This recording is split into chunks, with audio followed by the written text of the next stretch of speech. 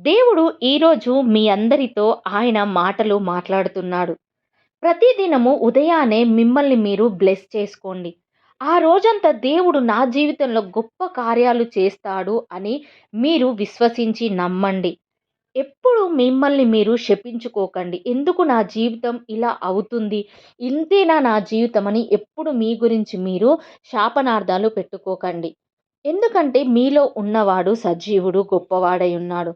ఈ మాటలు ప్రతి దినం మీరు మాట్లాడుతూ ఉండండి. బైబిల్‌లో ఉన్న ప్రతి ఒక్క వాక్యము నా గురించి అని మీరు పలకండి. ఎవడైనను క్రీస్తునందు ఉన్న ఎడల వాడు నూతన సృష్టి. పాతవి గతించెను, అవి కొత్తవాయెను.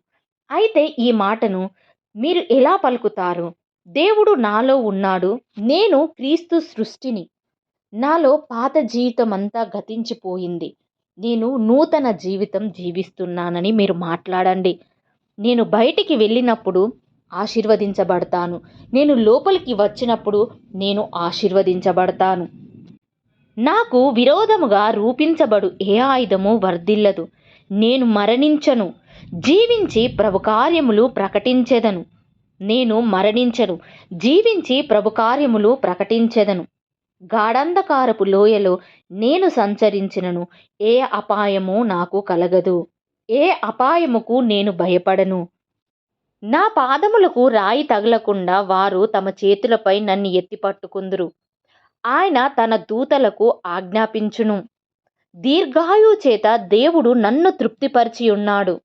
మనోహరమైన స్థలములో నాకు పాలు ప్రాప్తించెను. శ్రేష్టమైన స్వాస్థ్యము దేవుడు నాకు ఇచ్చి ఉన్నాడు. జీవ మార్గములు నాకు కలిగి ఉన్నవి. రాత్రివేళ కలుగు భయముకైనను, పగటివేళ ఎగురు బాణముకైనను, చీకటిలో సంచరించు తెగులుకైనను, మధ్యాహ్నమందు పాడుచేయి రోగమునకైనను నేను భయపడను.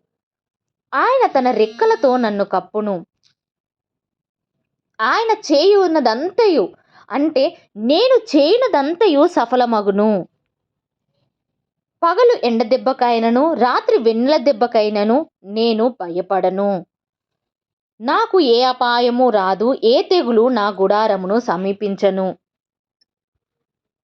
నా మార్గములో జీవమే కలదు. నా మార్గంలో నన్ను కాపాడుటకు ఆయన తన దూతలకు ఆజ్ఞాపించును.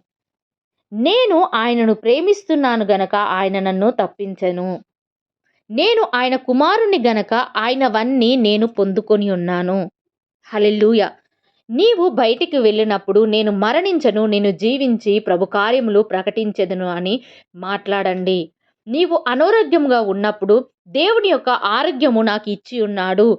ప్రతి ఎముకల్లో, ప్రతి రక్త కణములో దేవుని జీవము నాలో కలదు అని మీరు మాట్లాడండి.